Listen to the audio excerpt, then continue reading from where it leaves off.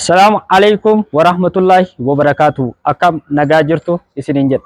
Ani dallala boriif jedhama. Adaama irratti hin dalaga. Mana ajaa'ibaa tokkoon isin agarsiisuuf deema har'a. Mana viillaa kaaree 200 kan itti argamu kutaa magaalaa Boolee ganda Booleetti argama. Bakki isallee naannoon isaa kana fakkaata. Nafaana bu'aa isiniin jedha. Kottaa.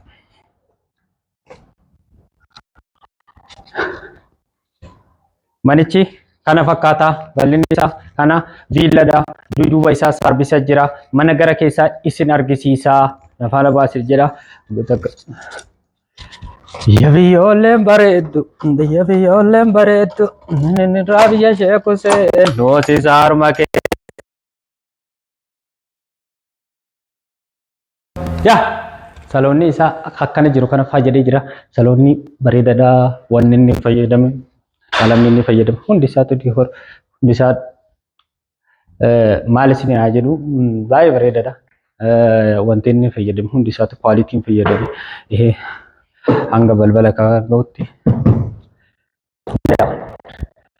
jijjiita kutaa ciisisaa ijoolleedha mana keessa jechuudha. Saloona keessa sadiin jira. Kutaa ciisisaa jira. Asillee kutaa ciisisaa tokko jira. Asiin naannoftee yaa mana hirribaa kana fakkaata baay'ee. Manni hirribaa kana fakkaata shaawar shintibeet gandaa.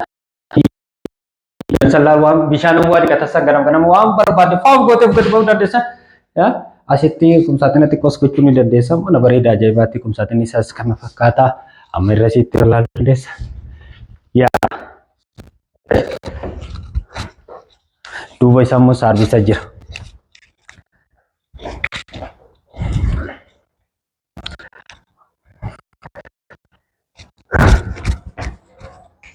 Yaa asitti saarbisa jira kanarra seensente.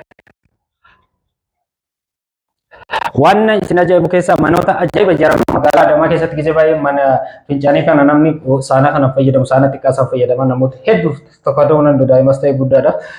Saanni kun በጣም qaaliidhaan beekta waan ta'eef kutaa ciisisaa sarratanyaan ni jira bakka hojjettu jechuudha. Kichinni isaa kana fakkaata baay'ee.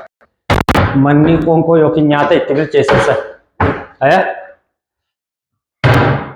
Kiyya xaafii fi qamadii illee waan barbaadeen firiijas kaattaa manni achi kaattaa. Hai. Asitti bishaan harka deddeeqatta. Iddoo kanaan qulfiitu nu bira hin jirre asiin osoo nama. Wow! Kutaa keessummaatii kun. Kana fakkaata jechuudha. Yaa. Jaww nagarra nu jira adda isaa. Garri ittiin qunnamuu dandeettan gara yuutuubis ta'ee gara feesbuukii keenyaatiin yookiin immoo teelegiraama keenyaan gara chaayinaalaatiin yookiin lakkoofsa bilbilaa keenya achirra 09 kudhan 19 20 69 yeroo kamuu nu argachuu dandeessu isin jenna.